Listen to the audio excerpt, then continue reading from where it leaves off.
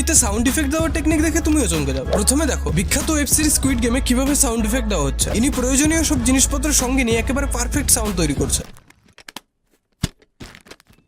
এবার এদেরকে দেখো, যারা দুটো বল নিয়ে অদ্ভুতভাবে মাটিতে ঘুরছে। আসলে এরা গাড়ি স্লাইড করে সাউন্ড ইফেক্ট তৈরি করছে, যা তৈরি হওয়ার পর কিছুটা এমন দেখতে হবে।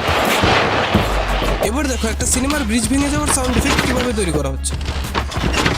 অনেক সিনেমাতেই আমরা হাড় ভাঙা, ছুরি মারা এসব দেখতে পাই, তবে এর আসল সাউন্ড কিছুটা এইভাবে তৈরি করা হয়।